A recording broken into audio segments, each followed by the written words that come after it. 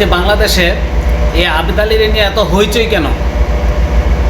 আবেদ আলী সামান্য একটা ড্রাইভার, সে কি করে সাহস পায় বিসিএসের মতো প্রশ্ন ফাঁস করার জন্য? সে অবশ্যই তার উপরে কেউ হাত আছে, যারা উপরের লেভেলের কর্মকর্তা, যারা উচ্চ পর্যায়ে কর্মকর্তা, তারাই তার মাধ্যমে এই প্রশ্নগুলা ফাঁস করেছে এবং তারা এই প্রশ্নগুলা বিক্রি করেছে। আজ আবেদ আলী সে তার মাধ্যম, আপনারা রাঘব বোয়ালগুলাকে কেন বাংলাদেশের সাংবাদিকরা প্রকাশ করছে না? তাদেরকে কে তার পিছনে আছে? এই আবেদ আলীর পিছনে কোন কোন বড় বড় রাঘব বোয়াল আছে? আপনারা তাদেরকে ধরেন। আপনারা পুঁটি মাছ ধরতে যাইয়া বোয়াল মাছ ছেড়ে দেন। বড় বড় এই চোর ডাকাত বাংলাদেশের যেগুলা দুর্নীতিবাজ, তাদেরকে আপনারা ধরেন না। কিছুদিন আগে আপনার বেনজিরকে ধরছেন, বেনজিরের সম্পদ এগুলো সব অবৈধ। কি করলেন? কি হয়েছে বাংলাদেশে? হয় তাদের বিচার হয় না। এই কারণেই অন্য অন্য সাধারণ মানুষও এই লুটপাট, চোর, বাটপারি, টাকা পাচার এগুলা করতে সাহস পায় শুধু এই বড় বড় রাঘব বোয়ালদের কারণে। এই রাঘব বোয়ালদেরকে যদি ধরে শাহবাগের মোড়ে ল্যাংটা করে পিটানো যায়, তাহলে দেখবেন যে কাল থেকেই এইসব চুরি, বাটপারি, বাংলাদেশ থেকে দুর্নীতিবাজ, টাকা পাচার সব বন্ধ হয়ে যাবে।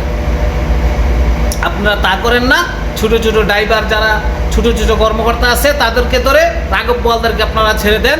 তারা দুর্নীতি করতে করতে কোটি কোটি টাকা বিদেশে পাচার করতেছে, কোটি কোটি টাকা বাংলাদেশ থেকে লুট করতেছে। আর যারা আমাদের মতো মধ্যবিত্ত ছোটো ফ্যামিলি, যারা অসহায়, তারা আজকে বাংলাদেশ থেকে কোনো কিছু দ্রব্যমূল্য এত ঊর্ধ্বগতি হয়ে গেছে এই চোরদের কারণে।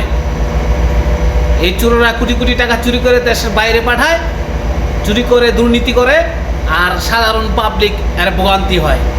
আপনারা তাদেরকে ধরেন, ওই চেয়ারম্যানকে ধরেন, যার ড্রাইভার ছিল সে আবেদ আলী। সাংবাদিকদেরকে বলবো, আপনারা তাদেরকে বাইর করেন, এই চোরদেরকে বাইর করেন, বড় বড় রাঘব বোয়ালদেরকে বাইর করেন। আপনার আবেদ আলীর পিছে না ছুটে, আবেদ আলীর যারা সহায়তা ছিল, যারা আবেদ আলীর দিয়ে কাজ করাইছে, তাদেরকে ধরেন, ধরে পদ্মার ব্রিজের উপর থেকে ফালাই দেন, দর্শকের সামনে সব বাংলাদেশে প্রচার করে দেন, ছিল এই বিসিএস ক্যাডার প্রশ্ন ফাঁসকারী, তারে আমরা ধরছি, তারে ধরে পদ্মা ব্রিজ থেকে ফেলে দিচ্ছি। এইভাবে শাস্তি দেন, দেখবেন বাংলাদেশ থেকে সব দুর্নীতিবাজ বন্ধ হয়ে যাবে, দুর্নীতি থাকবে না। আর তা না করে যদি ছোটো ছোটো আবেদ আলীর মতো ড্রাইভারদেরকে ধরেন, তার রাঘব বোয়ালরা ছাড় পেয়ে যাবে। রাঘব বোয়ালরা দেশটারে বেচে কিনে এবং দেশটারে লুট করে খাইয়া তারা বিদেশে টাকা পাচার করে দেবে।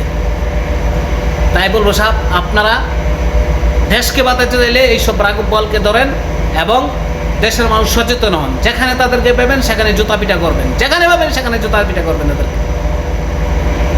আল্লাহ হাফেজ, বাই বাই, ভালো থাকবেন।